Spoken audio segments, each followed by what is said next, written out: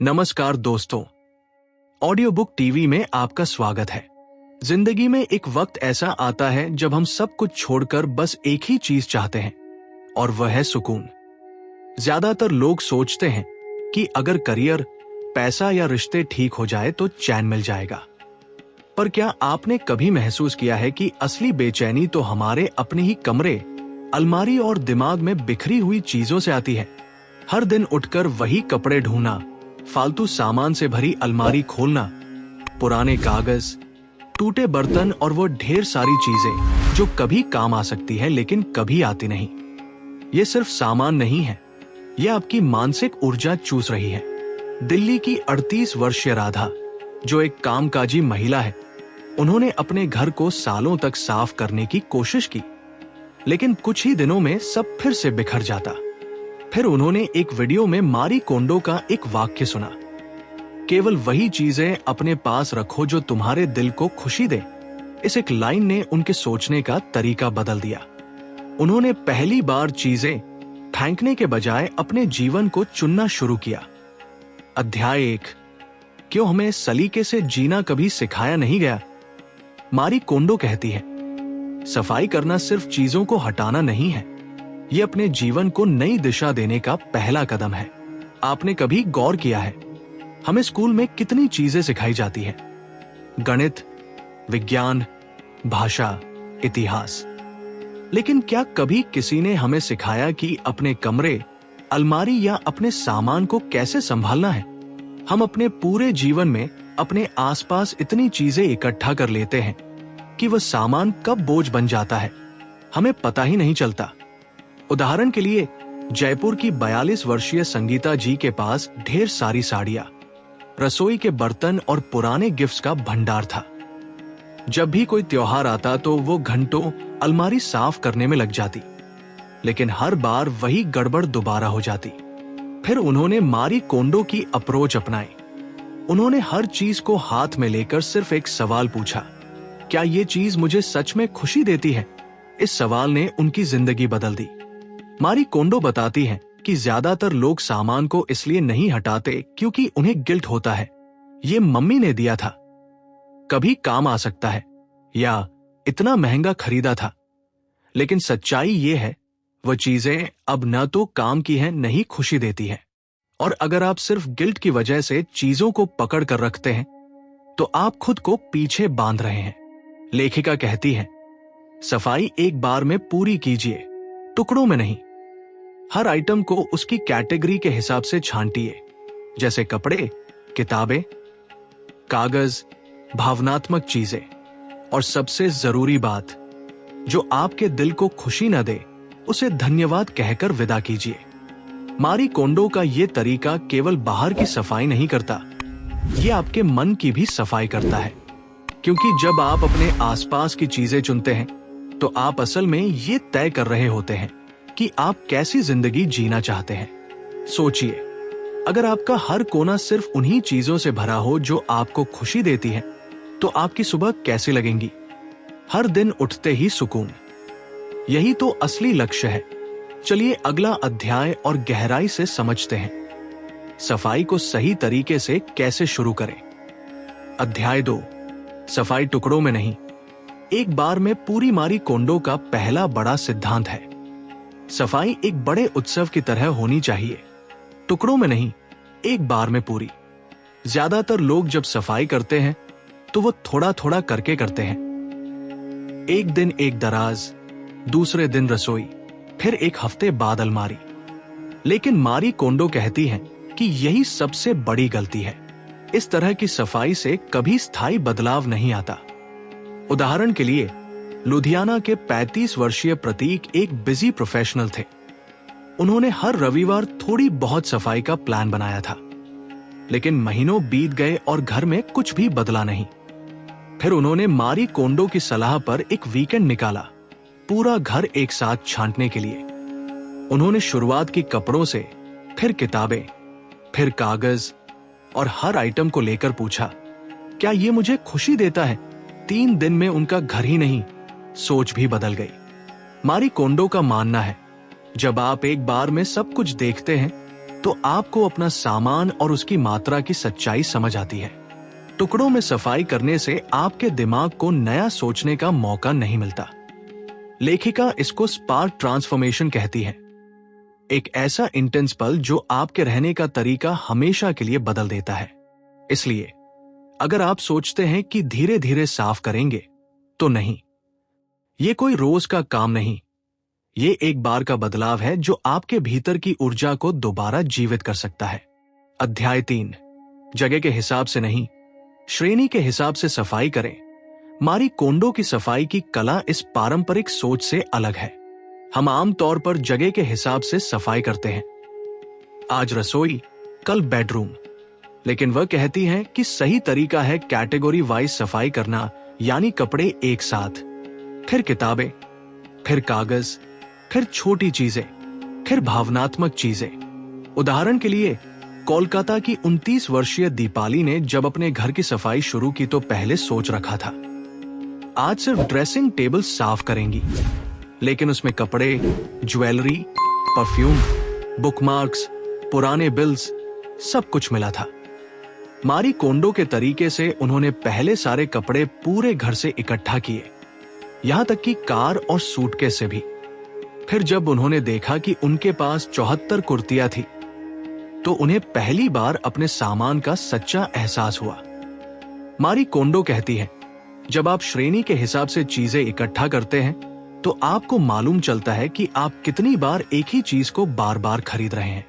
आप केवल स्पेस को नहीं साफ कर रहे, आप अपने पैटर्न को देख रहे हैं। यह तरीका दिमाग को क्लैरिटी देता है। लेखिका एक साफ सलाह देती है, कैटेगरी का यही सही क्रम रखें। 1 कपड़े, 2 किताबें, तीसरा कागज, चौथी छोटी मिसलेनियस चीजें, 5वीं भावनात्मक चीजें, इमोशनल आइटम्स। क्यों? क्योंकि भावनात्मक चीजें आखिर में साफ करनी चाहिए, जब आपकी डिसीजन पावर तैयार हो चुकी हो। अगर आप सही से साफ करना चाहते हैं, तो टेबल या शेल्फ नहीं, पहले अपनी श्रेणियां पहचानिए। यही है the magic of tidying up का असली जापानी तरीका। अध्याय 4, चीजों को छूकर महसूस करो। क्या ये तुम्हें खुशी देती है? मारी कोंडो का सबसे प्रसिद्ध मंत्र है, keep only those things that spark Joy, यानी सिर्फ वही चीजें रखे जो दिल से खुशी दे। ये बात सुनने में आसान लगती है, लेकिन जब आप इसे गहराई से अपनाते हैं, तो ये आपकी सोच और जिंदगी दोनों बदल देती है। उदाहरण के लिए गाजियाबाद की 37 वर्षीय मीरा के पास बहुत सारे कपड़े थे, साड़ियों से लेकर जीन्स और दुपट्टों तक। लेकिन जब मारी कोंडो के तरीके से सफाई की शुरुआत की, तो हर कपड़े को हाथ में लेकर उन्होंने एक एक सवाल किया, क्या ये मुझे सच में खुशी देता है? उन्होंने देखा कि कई कपड़े बस गिल्ट की वजह से रखे हुए थे। शादी में मिला था, कभी पहन लूंगी, लेकिन दिल में कोई स्पार्क नहीं था। उन्होंने ऐसे कपड़ों को विनम्रता से धन्यवाद कहा और विदा कर दिया। मारी कोंडो मानती है कि हर चीज के साथ आपका एक रिश्ता होता है। जब आप उसे छूते हैं, तो आपको पता चलता है कि वह चीज आपके लिए कैसी भावना लाती है, सुकून या बोझ। लेखिका के अनुसार सोच समझकर चुनिए, गिल्ट की वजह से मत रखिए। जो चीज खुशी न दे, वो जगह ले रही है और ऊर्जा भी। ये एक भावनात्मक सफर है, सिर्फ सफाई नहीं, खुद से जुड़ने का तरीका। अध्याय 5, अपने सामान का सम्मान करना सीखो। मारी कोंडो की सोच में गहराई है। वो हर चीज को एक जीव की तरह देखती है। उनका मानना है कि अगर हम अपनी चीजों के साथ सम्मान से पेश आए, तो वो हमें ज्यादा सुकून देती है। उदाहरण के लिए पुणे की 28 वर्षीय तन्वी ने अपनी किताबें, बैग्स और कपड़े बस जैसे तैसे ठूंस कर रखे थे। एक दिन उन्होंने मारी कोंडो का वीडियो देखा, जिसमें वो अलमारी के सामने झुककर कहती है, thank you for serving me today. शुरू में तन्वी को ये अजीब लगा, लेकिन फिर उन्होंने एक बार ऐसा करने की कोशिश की। रात को बैग से चीजें निकाल कर रखा और सॉफ्टली कहा, आज मेरा साथ देने के लिए धन्यवाद। धीरे धीरे उनके साथ उनका व्यवहार भी बदल गया और उसी के साथ उनका मन भी शांत होने लगा। लेखिका बताती है, आपके कपड़े थकते हैं, आपकी किताबें ध्यान चाहती है, आपका बैग आपकी मदद करता है। जब आप चीजों का आदर करते हैं तो केओस कम हो जाता है और कनेक्शन बढ़ता है। मारी कोंडो यही सिखाती है। अपने सामान से प्रेम करो, तभी वो तुम्हारे जीवन में संतुलन लाता है। अध्याय 6, कैसे छांटे कपड़े। मारी कोंडो का जादुई तरीका। मारी कोंडो सफाई की शुरुआत कपड़ों से करने को कहती है, क्योंकि ये सबसे आसान और प्रभावशाली कैटेगरी है। उनका तरीका सीधा है।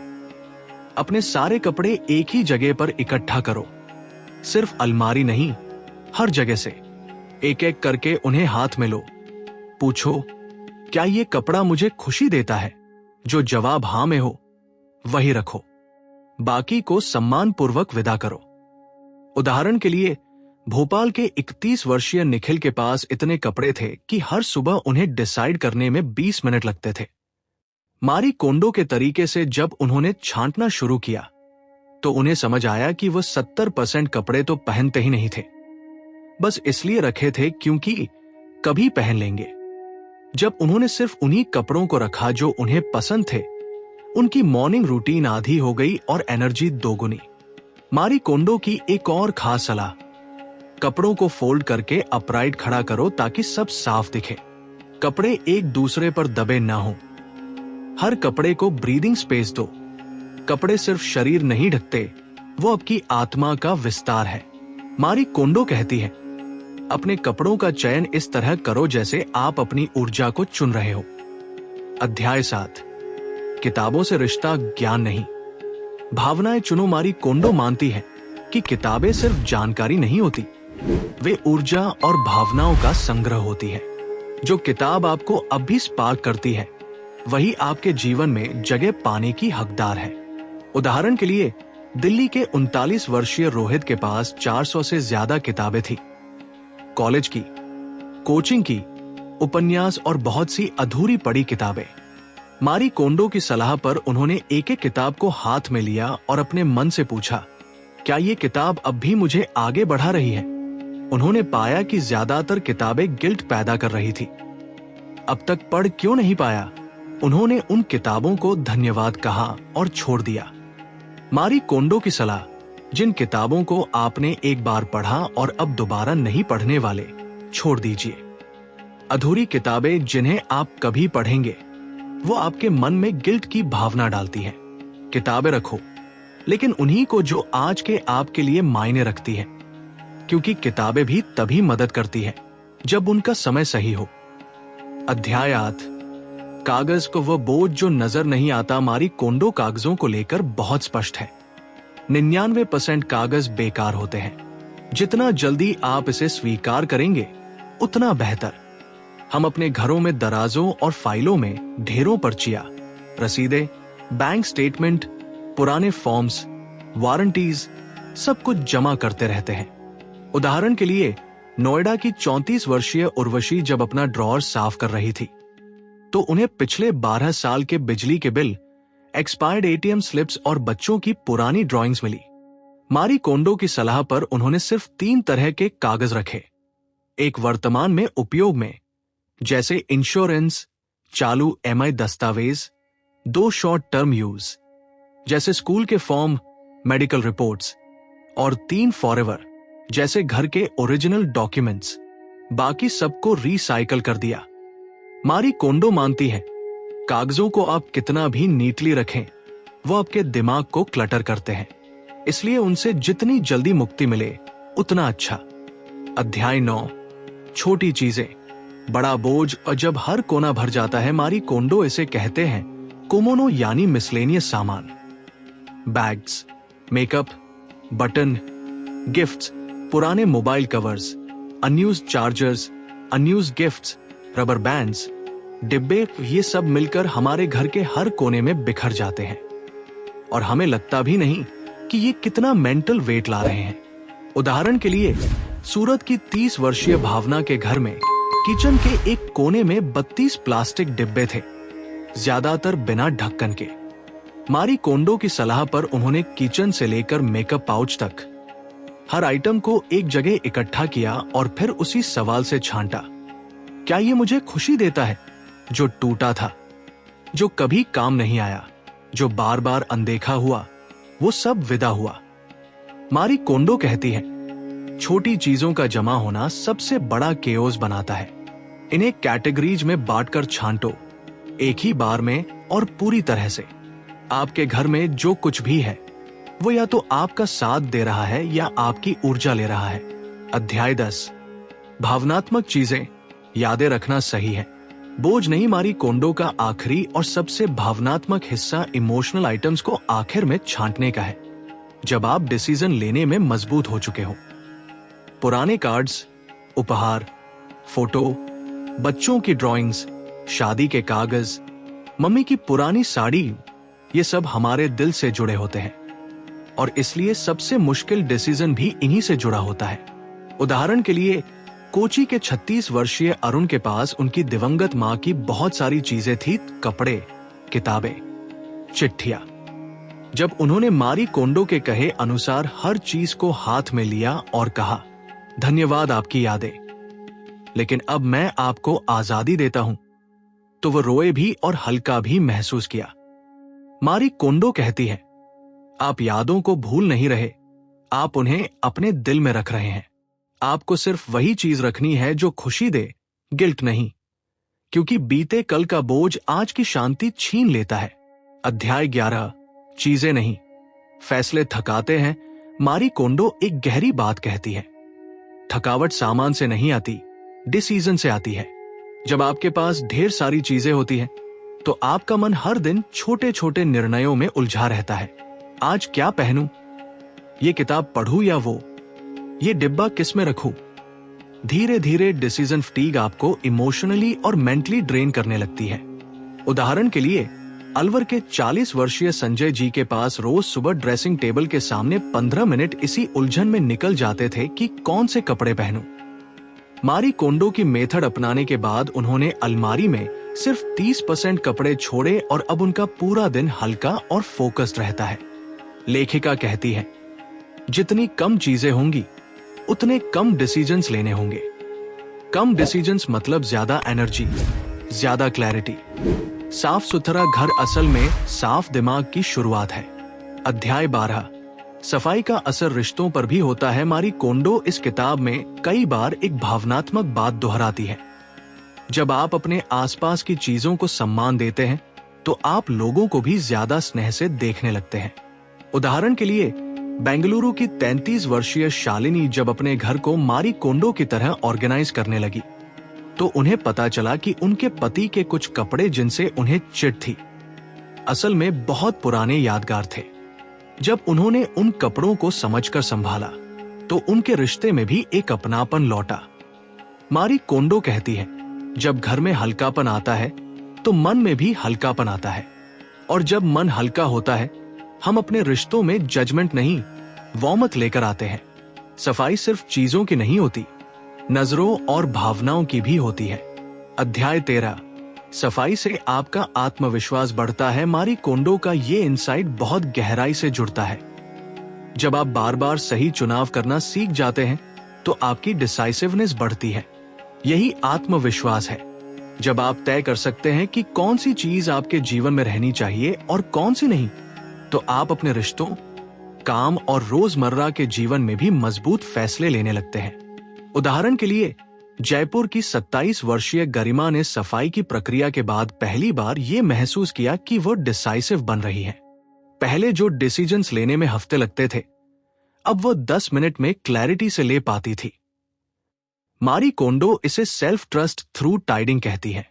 हर बार जब आप किसी चीज को छोड़ते हैं या रखते हैं, आप अपने इंट्यूशन को वैलिडेट करते हैं, और यही छोटा अभ्यास बड़े आत्मविश्वास में बदल जाता है। अध्याय 14, हर चीज की अपनी जगह होनी चाहिए। मारी कोंडो का आखिरी गोल्डन रूल है, हर चीज को उसका घर दीजिए, फिर वह आपको कभी परेशान नहीं करेगी। उदाहरण के लिए, नासिक के 38 वर्षीय समीर के घर में हर समय चीजें इधर उधर पड़ी रहती थी। चाबी, चार्जर, बिल्स, चम्मचे। उन्होंने मारी कोंडो की एक सिंपल बात अपनाई, हर चीज की एक स्थायी जगह तय कर दो। अब उनके घर में न खोजबीन होती है, न झुंझलाहट, और ये बात सिर्फ बाहरी दुनिया में नहीं, मन में भी स्थिरता लेकर आई। मारी कोंडो कहती है, जब चीजों की जगह तय होती है तो केओस कम होता है, और जब चीजें बार बार अपनी जगह जाती हैं तो डिसिप्लिन और सिंप्लिसिटी जीवन का हिस्सा बन जाती है। साफ घर का मतलब है स्पष्ट जीवन। अध्याय 15, चीजें नहीं, ऊर्जा रुकती है बिखराव में, मारी कोंडो कहती है। जब चीजें बेतरतीब होती हैं तो आपके भीतर की ऊर्जा रुक जाती है। आपके आसपास का माहौल सीधे आपके मन और शरीर पर असर डालता है। उदाहरण के लिए, भोपाल की 36 वर्षीय अनुप्रिया ने हमेशा महसूस किया कि घर में घुसते ही थकान और उलझन महसूस होती है, जबकि वह रोज सफाई करती थी। जब उन्होंने एक इंटीरियर वर्कशॉप में सीखा कि कम चीजों से जगह में फ्लो आता है और फिर मारी कोंडो की किताब पढ़ी, तो उन्होंने बिखराव को ऊर्जा रुकने की निशानी मानना शुरू किया। जब उन्होंने जरूरत से ज्यादा फर्नीचर, शोपीस और सामान हटाया तो उनका घर ही नहीं, उनका मन भी खुलने लगा। मारी कोंडो बताती है, आपका कमरा एक शक्ति केंद्र की तरह होता है। जब वहां बहाव होता है तो जीवन भी बहता है। कम सामान का मतलब है ज्यादा स्पेस, और उस स्पेस में सांस लेती हुई ऊर्जा। अध्याय 16, सफाई से आता है उद्देश्य। सिर्फ जगह नहीं, मारी कोंडो बार बार कहती है कि सफाई एक तकनीक नहीं बल्कि जीवन का दृष्टिकोण है। जब आप तय करते हैं कि आपको किन चीजों के साथ जीना है, आप ये भी तय कर रहे होते हैं कि आप कैसी जिंदगी चाहते हैं।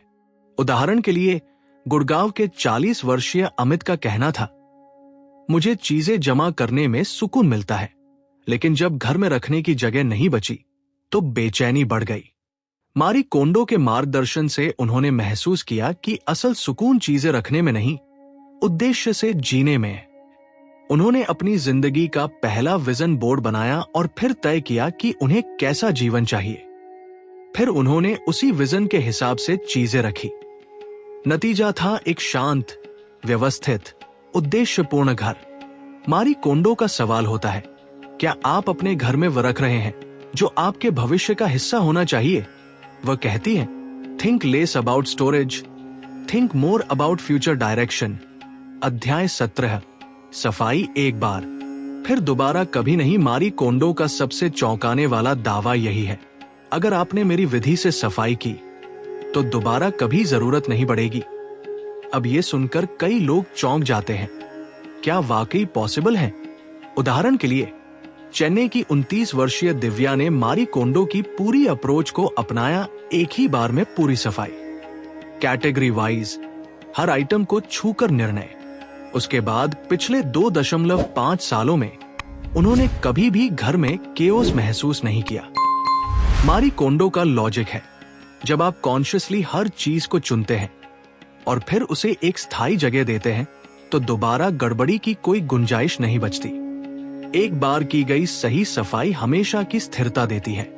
मारी कोंडो कहती है, tidying is not a chore, it is a celebration of who you are and what you choose to keep around you. अध्याय 18, घर ही वह जगह है जहां आत्मा लौटती है। मारी कोंडो कहती है, आपका घर सिर्फ 4 दीवारें नहीं है, वो आपकी आत्मा का विस्तार है। जब हम बाहर की दुनिया से थक कर लौटते हैं तो हमारा मन उस एक जगह की तलाश करता है जहां सुकून हो, अपनापन हो। लेकिन सोचिए, अगर घर में ही बिखराव, बोझ और सामान का शोर हो तो मन कहां शांत होगा? उदाहरण के लिए, रायपुर की 34 वर्षीय नम्रता एक कॉर्पोरेट जॉब में थी और अक्सर तनाव महसूस करती थी। फिर उन्होंने मारी कोंडो के एक इंटरव्यू में सुना, अगर घर शांत है तो मन भी धीरे धीरे शांत हो जाता है। उन्होंने एक एक कोना सहेजना शुरू किया और सिर्फ वही चीजें रखी जो वेलकम की भावना देती थी। आज उनका घर एक शांति का मंदिर बन चुका है। मारी कोंडो कहती है, जब आप घर को साफ करते हैं तो असल में आप अपने भीतर लौटते हैं। अध्याय 19, हर चीज को विदा करो सम्मान के साथ। मारी कोंडो का एक अनमोल मंत्र है, छोड़ने से पहले हर चीज को धन्यवाद दो। भारत में भी हम ये भावना समझते हैं। जब हम पुराने कपड़े या किताबें दान करते हैं तो मन में एक नम्रता होती है। मारी कोंडो इसे रोज की आदत बनाना चाहती है। उदाहरण के लिए, उदयपुर के 38 वर्षीय वसीम ने जब अपनी अलमारी साफ की तो बहुत से कपड़े छान कर रख दिए, पर गिल्ट था कि कभी खरीदे थे, अब छोड़ दूं। फिर उन्होंने हर कपड़े को हाथ में लिया और कहा, तुमने मेरी सेवा की, अब मैं तुम्हें सम्मान से विदा करता हूं। उसके बाद छोड़ना आसान हो गया। मारी कोंडो कहती है, आपकी चीजें आपके जीवन में एक सीजन के लिए आई थी। अब उनका सीजन पूरा हुआ तो छोड़ना एक नेचुरल और ग्रेसफुल एक्ट है। छोड़ना सिखाता है कि हम रिश्तों, यादों और सामान सबके साथ सम्मान से बंध सकते हैं, लेकिन बंधे रहना जरूरी नहीं। अध्याय 20। सफाई का जादू असल में भीतर होता है। अब जब आप इस किताब की अंतिम पंक्तियों तक पहुंचे हैं, मारी कोंडो यही चाहती है कि आप समझें, the magic of tidying up is not outside you, it is with in you. चीजें छांटना, जगह बनाना, ऊर्जा हल्की करना, ये सब बाहर से शुरू होता है, लेकिन असल जादू तो आपके सोचने, महसूस करने और जीने के ढंग में आता है। उदाहरण के लिए, कोलकाता की 41 वर्षीय रंजना ने जब ये पूरी प्रक्रिया पूरी की तो उनका कहना था, अब मेरे डिसीजंस तेज हुए हैं, मेरे रिश्ते साफ हुए हैं और मैं पहली बार अपने आप से जुड़ी हुई महसूस करती हूं। मारी कोंडो यही कहती है, जब हम केओस को अलविदा कहते हैं, क्लैरिटी हमारा स्वागत करती है। जब हम बोझ छोड़ते हैं तो सुकून खुद चलकर आता है। The life changing magic of tidying up सिर्फ घर की सफाई नहीं है, यह आपकी आत्मा को एक नई सांस देने की विद्या है। अंतिम निष्कर्ष, आपने मारी कोंडो की इस किताब the life changing magic of tidying up की ऑडियो बुक सुनी और जाना कि सफाई सिर्फ चीजों की नहीं, सोच और आत्मा की भी होती है। आज से जब भी आप कुछ छांटे, अपने आप से पूछिए, क्या ये मुझे खुशी देता है? क्योंकि एक साफ कमरा ही नहीं, एक साफ सोच, एक साफ जीवन, यही है सच्चा सुकून। धन्यवाद कि आपने ऑडियो बुक टीवी के इस सफर में साथ दिया। हमारा अगला ऑडियो बुक अनुभव है the art of war by Sun Tzu, एक टाइमलेस रचना जो रणनीति, आत्मनियंत्रण और जीवन की समझ सिखाती है। यह आई बटन और एंड स्क्रीन में उपलब्ध है, लिंक डिस्क्रिप्शन में है। अभी सुने और अगली यात्रा शुरू करें। ऑडियो बुक टीवी में फिर मिलेंगे एक नई किताब, एक नई सोच और एक नई रोशनी के साथ।